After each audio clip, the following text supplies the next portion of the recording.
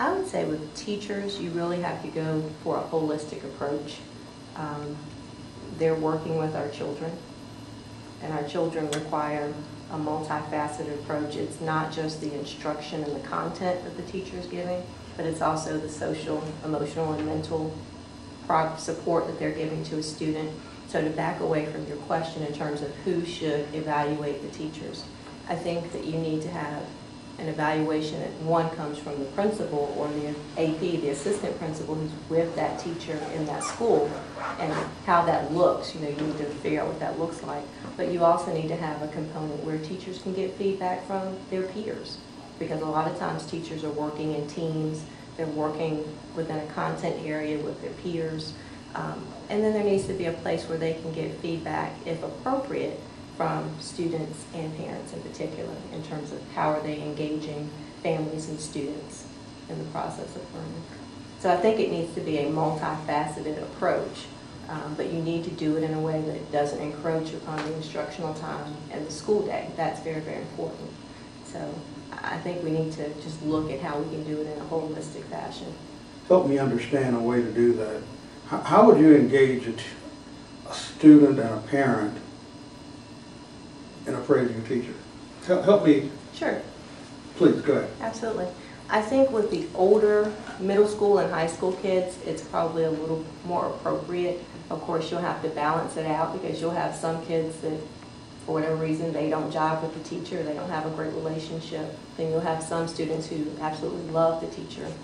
But you have to kind of go across the grain to find out from students, are you learning? Do you feel that this teacher has your best interest in mind? Do they come to class prepared and ready to engage you in learning each and every day? So really looking at the facets of holistic learning and teaching and getting the feedback from the students. My son is 16 years old, and if you ask him who are the teachers that are most effective in the classroom, he can tell you. He can tell you the teachers who come and they're prepared and they go above and beyond, and they make sure that their content area comes alive for the students in whatever manner that needs to happen. Kids learn in different ways, and they can tell you when a teacher is able to differentiate in a classroom. Now, the younger students may not be able to articulate that for you in a way that's meaningful for evaluation, but I think the older kids can do that a little more effectively. So that's one way in terms of the students. I think in terms of parents, it's kind of twofold, because you will have schools that don't have as much parental involvement, so it may be a little difficult to really get the feedback that you want. But I think where a school where parents are involved, you can get a lot of feedback, and I think it can be rich, because you can have a couple of things. You can have a teacher who's great in the classroom, but maybe they don't have the skills at this point to engage the family and have the dialogue that's necessary to make sure that student is successful. And you want, hopefully, to get that teacher to a point where they can do that, because that's a part of the educational process as well. I think engaging the family. You need to make sure that that teacher has the ability to and the willingness to communicate with the family on an ongoing basis. So I think there's a way to get feedback. Let me ask you this now. One thing that I've not heard you say about evaluating the teacher is tests. The child's performance on test or test and test. Why not that? Well, I think that's just one component. Oh, I mean, I think... You do consider that? I mean, I consider it, but it's not the only piece of the puzzle. Mm-hmm. I think it's one piece of the puzzle, and it shouldn't be the entire measure for whether a teacher is successful. Because I know from the teachers that I had, there's so many things that happen within a school day that a teacher is responsible for. They go well beyond the content of the instruction. If you have a child who comes into your classroom and they have a toothache, or they can't hear, or they're not sitting close enough to the board, if that teacher is doing their job, they're going to address that so that the student can get what they need in terms of the instruction. But that means they have to take time away. And you can't test a teacher to say, well, did you make sure that your students were prepared and ready to learn, and they don't have a toothache and they can see the board. That's just something an educator who has worked their stripes, they're going to do that. I think everyone's pay is based on some form of evaluation at the end of the day. I think we just have to determine what the pieces of the evaluation look like. I don't know of a job that's out there where people aren't getting evaluated in terms of the quality of their work. I think what varies is the methodology.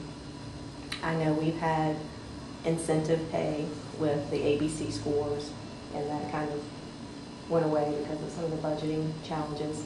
I know now we're trying to do pay for performance, which is a little different from what we saw with the ABCs. I think that, you know, the two are tied, unfortunately. They will always be tied. But I think the question is, what's the methodology and what are the pieces? So what do you think, I mean, CMS is on this train toward pay for performance.